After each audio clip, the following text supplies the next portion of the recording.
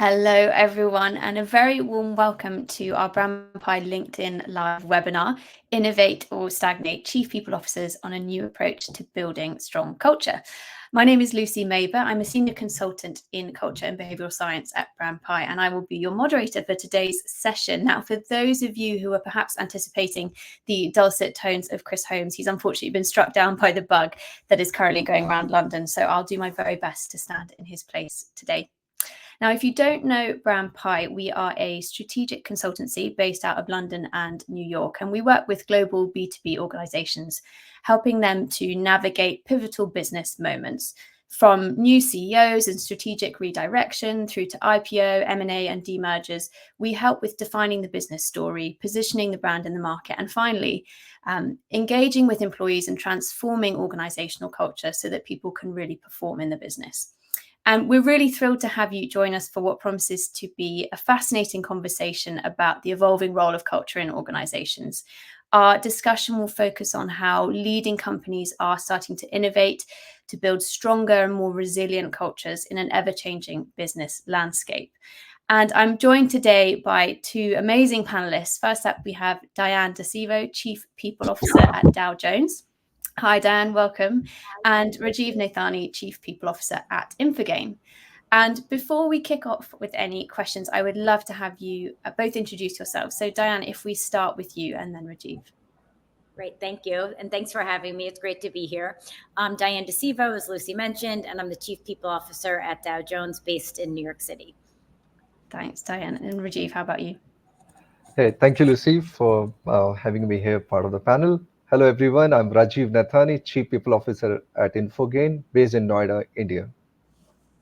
Perfect. Thank you so much. So let's kick ourselves off with one of the big questions that's on the table today. And one of the big shifts that we've started to see in recent years is this elevation of culture to a C-suite conversation, which is wonderful and really exciting. But I wonder from your perspective, what is it that is driving that? And Dianne, I'll start with you.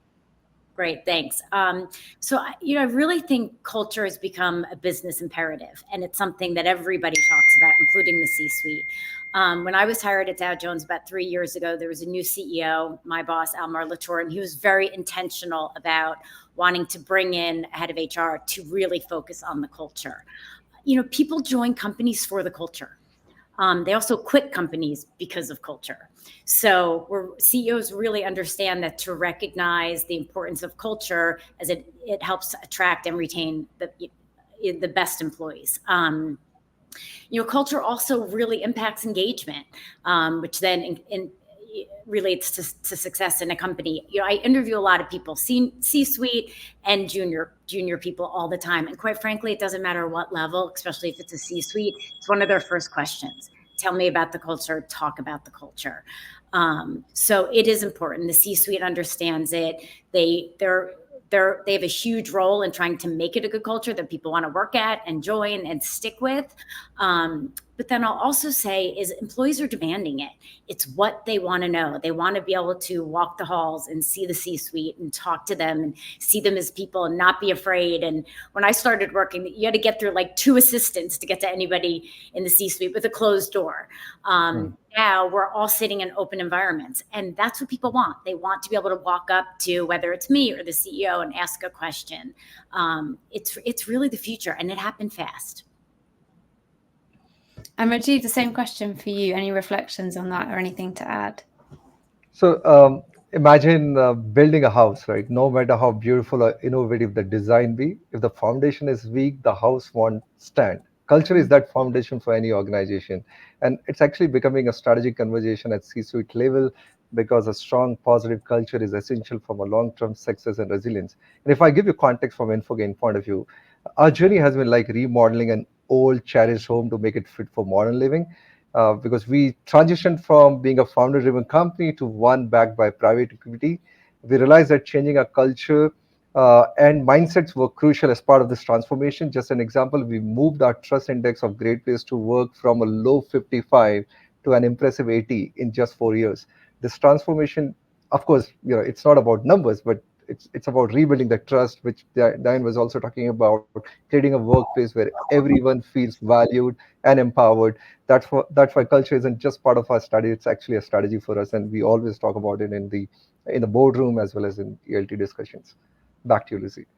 Yeah, I think that's really interesting observations from both of you. And I think the inference from that is it doesn't really matter how big your organization is. Those talent expectations mean that culture is at the forefront of everyone's agenda whenever they join an organization. So thank you both. And I think while it is wonderful that we've seen it elevated to that C-suite level by way of a conversation, I think there's also a growing recognition that it is a very difficult thing to change. Mm-hmm. So I think a two-part question for you. Firstly, what are the strengths of today's approaches and the ways or the means we have by which to change culture these days? And what do you think we need to be doing differently? And Dianne, I'll start with you. Okay. I mean, at Dow Jones, we're uniquely positioned. First of all, any change is hard. I'll say, whether it's changing anything in life, at work, culture, of course, being an example. Big or small, it's just really hard. I think, really bringing employees along for the ride and explaining the why behind any change is critical.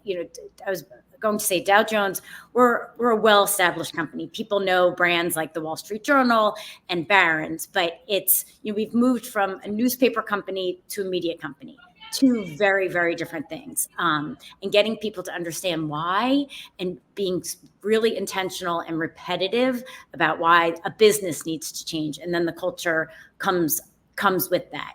I also think we learned a lot during the pandemic of the importance of culture and changing cultures.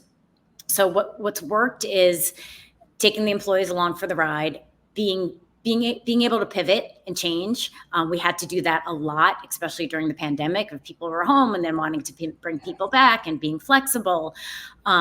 We've created a hybrid model to maintain the flexibility that people really are craving, including doing an extra week per quarter where folks could work from anywhere, changing just our office environment, how the office looks and feels. That was a big thing. And I think a big thing that a lot of companies are focusing on because it matters.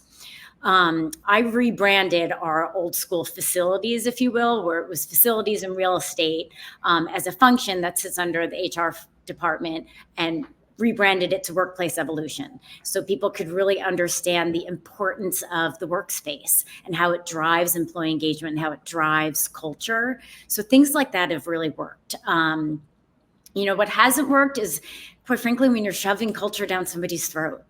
That doesn't work. It needs to come bottoms up. It cannot just be a top-down approach. Yeah, brilliant. And Rajiv, how about you?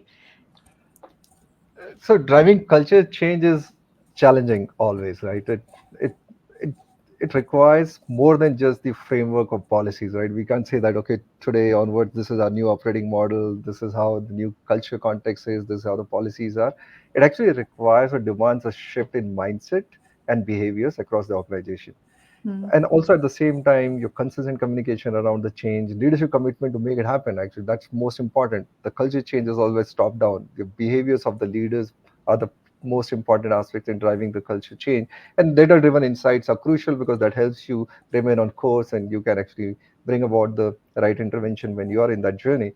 If I were to actually make it more experiential oriented, one of the biggest struggles I have faced in my current organization related to changing mindsets. People get used to operating and conducting themselves in a particular way. And that I'd seen when I joined the organization. We were transitioning out of a founder driven culture to more professional private equity backed culture. And this actually there is no right or wrong way, honestly, right? It's actually about the change context, right? If people need to adapt to the newer approaches, it becomes a problem sometimes for them. I have reported to three different CEOs in last 6 years, each with different own strengths and their style and conduct. Adapting to their diverse styles while working towards a common cause required me to embrace change and appreciate diversity of their styles, right? That's what is needed when we talk about change management. So this kind of mindset shift is often hardest for people to actually make in normal situations. And the key strength in today's approaches is you need to actually adapt yourself, hold the resilience, and we need to keep emphasizing on continuous learning and flexibility even more to overcome these challenges. So that's how I see it, Lucy. I would also add to celebrate the changes so people can see the positive aspects of it and why we did it and getting on the other side of it. That helps. It helps the more that you can express folks to understand why and how and what the positive impact of it was. And then Absolutely. This also, reinforces, right, the behavior which you need to demonstrate. yeah, and also really leading by example. If there are things that don't align to your culture, be very vocal about that and why you've changed it and why that doesn't work. We're a culture. It's Dow Jones is a very kind culture. Like we do not operate with sharp elbows. So we're very intentional about when we're seeing that behavior of saying that that's not part of our culture and it's not the way we really want to work together. And people see that. I think there's been a really interesting shift in how organizations are starting to frame their values and behaviors, and they're much more directional in terms of exactly what is acceptable and what isn't. And I think that's providing a helpful framework for employees, definitely in terms of understanding where the guardrails are and being able to operate within those sort of helpful behavioral frameworks, which are a good foundational aspect. But to your point, it needs to be lived both from leaders and a bottom-up thing as well. Really interesting perspectives. Thank you both. And Rajiv, if I can pick up with you again, I'd love to hear some lived examples that you've had from Infogain. You've given a couple of anecdotal stories that are starting to come out of the woodwork a little bit, but any examples of where you've driven successful cultural change? What made it a success and what did you learn from it? I'll actually maybe build on what I've been talking about in terms of the major shift we saw in our culture. And while we had different occasions of shifts, I talked about three different CEOs. So, every time when there's a new CEO, organization goes through a significant amount of change. But if I focus on this culture from founder-driven culture to a professional structured organization culture, and since I was part of the journey as soon as I joined the organization, at that time, we had merged two major companies but lacked integration. So we had decision making, which was decentralized, largely driven based on power centers, leading to inconsistencies, higher attrition, low employee engagement. Our first formal Pulse study, which we did with Great Place to Work, gave us a low score. I talked about 55 was our low score. Our Glassdoor rating was a mere 3, and attrition was alarmingly high. So to address these issues, we undertook a complete transformation. We started from the go-to-market strategy, right? What is that which our customers should be knowing us as, and then converted that into operating model, conducted a culture dig exercise to actually identify and evolve the behaviors which were essential for us to achieve what we were aspiring for. And we didn't stop there in terms of defining that at ELT level. We actually went to our employees, shared the story with them, brought the core values before them, took their inputs and refined it, and then finally kind of seal them as core values, which we needed to actually live by all the time. So this transformation was supported by the commitment from our executive leadership team. The board was completely into this. However, the journey was not an easy one, right? It involved a lot of emotions and difficult conversations. As I was talking about, the mindset changes are essential. People sometimes are not very willing to change. You had to deal with some decisions. However, as we begin to see appreciation for our employees, we knew we were on the right path. And by 22-23, we were recognized as one of the top 100 tech companies to work for by Great Place to Work. And it never happened before. So this recognition was a testament to our commitment to cultural transformation and positive impact it had on our organization. So that's one story which I wanted to talk about, Lucy, on this. That's brilliant. And if you could have done anything differently, would you have changed anything in your approach if you were to do it again? That's for you again, Rajiv. Sorry, I might have thrown you a bit of a question there. Sorry. So if I were to do again, you're saying, Yeah. I think clearly, you always learn on the way, right? In terms of what are the things which you didn't do right and you could have done better. Sometimes the challenge happens is you have a short-term view about the business situation, the market situation, and that becomes, that takes precedence over the consistent way, the parity from a culture standpoint. Sometimes those situations are the difficult ones, and that's where the dilemma has always been. Can we actually be much more firm and say that, okay, we understand there's a here and now situation. We need not to get into the tactical aspects of dealing with it, but let's be much more strategic. And that's where, Lucy, we partnered with BrandPi, right, and got into the defining of more systematic way of our employee value proposition story. So that's the one area where I think it could be done differently whenever we have this situation of dealing with short-term versus long-term perspective. Yeah, and I think culture is often a ship that is a very slow thing to turn around, Yeah. and that can sometimes sit in conflict with the business that's wanting performance and results. So you have those two tensions happening at the same time, which can be tricky to navigate. Dianne, how about you? Any stories that you can share with us around driving successful change? Sure. Some similar stuff. And Rajiv, I love your approach of, we've defined our values, what's important to us at Dow Jones, and really got tactical for each value of what does it look like? What does it look like to live this value? What does it look like when you're performing under one of these values, and making sure that people see that and they're posted in various places, and we align them during our performance management system.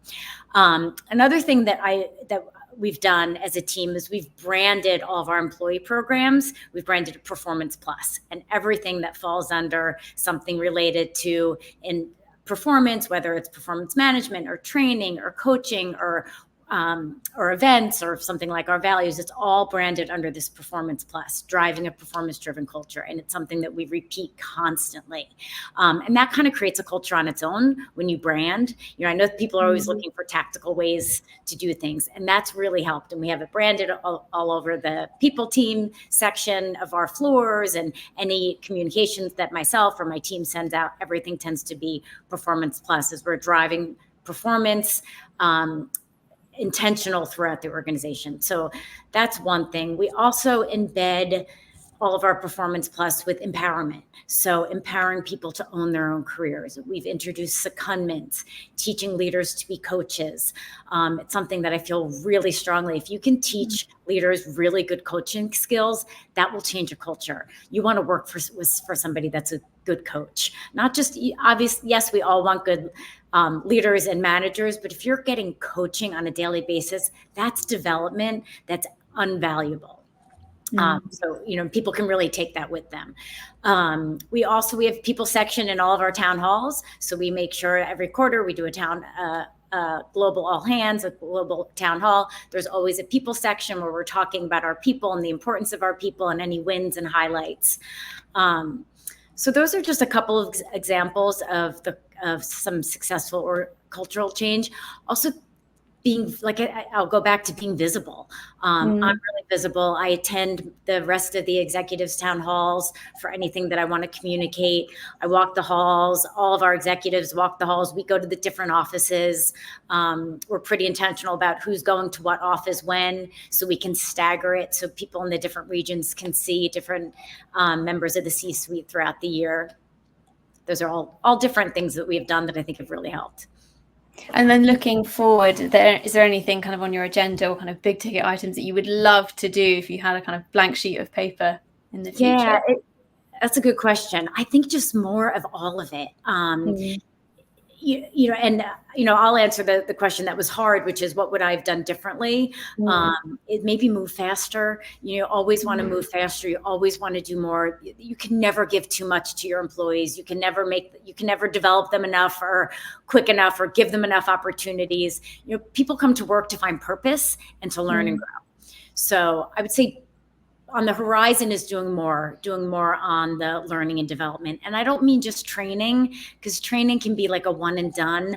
But how are we giving people different opportunities? I'd love to do more secondments. I'd love to switch people around. I'd love to do more shadowing programs, things like that, so you can really learn from each other and learning. Incredibly enriching experiences to have that. Yeah. Those are things that you remember. Like, I think back to my career when I've had the opportunity to do something completely different, or I was put into an environment or an experience that was uncomfortable because I didn't know what I was doing, but you end up always figuring it out. Those are the things that you learn so much from. And it makes you loyal to an organization that gives you those opportunities. Absolutely. I think, our next question is an interesting one. I think traditionally as HR, the function of HR has been seen as the owner of culture in an organization. And moving forward, where do you think the people function could potentially have the biggest impact from a culture perspective? And Dianne, I'll come back to you on that one. Okay. I think it's tough. And when people say that HR owns culture, I try to push back politely.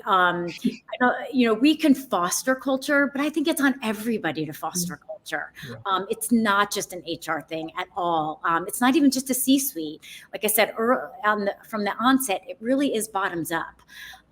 So you need to lead by example. You need to give.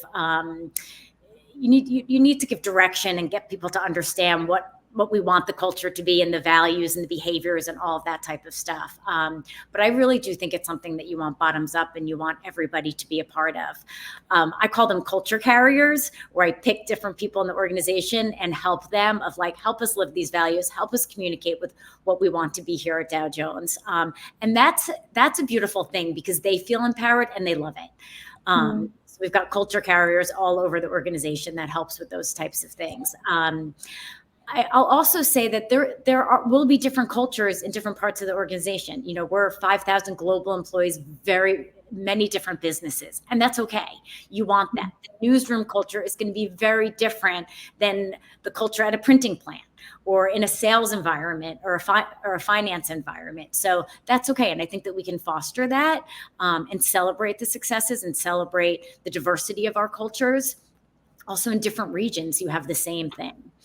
So I think that's a fascinating topic in and of itself. How do you foster that ability for almost subcultures to exist, but to be united by a single idea as well? It's something that we see across all of the organizations we work with. So it's wonderful to hear you say, that's okay. And we acknowledge that and we respect that as well. Yeah, it's one size doesn't fit all ever. Exactly. Yeah, exactly. And Rajiv, same question for you. What do you see as being the role of the people function and their impact on the culture? I completely resonate with what Dianne said. Actually, I don't think HR is the owner of the culture. Traditionally, if it was so, that's how it was. But I still see that HR is a custodian of the culture. And when I say custodian, and on one side, it's like the people function is the heart of the organization, pumping life into every corner, ensuring that the culture is lived across all the corners of the organization, and shape and craft, around the people practices, EVP, etc. And at the same time, HR or people function has the ability to ask the difficult questions to the leadership team as well, right? Because ultimately, when we talk about, while I'm completely with you, Dianne, when you say that it's bottoms up, everybody needs to live it, but really the behaviors of the culture get demonstrated, exhibited at leadership level, and that becomes very important, essential in the journey of driving the culture context in the organization. And as a custodian, if you see that there's someone or there's one leader who's really not aligned, and is there something which requires you to have that honest, candid conversation on the culture, speak it up. And that's the custodian role, in my view. The HR function needs to really drive and own in the organization context. And give feedback. I tend to give feedback to leaders Absolutely.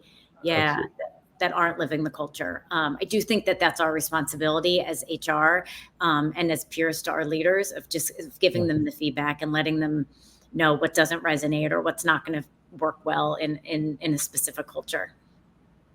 I'll also say from the HR side, I think it is on us to maintain that positive attitude.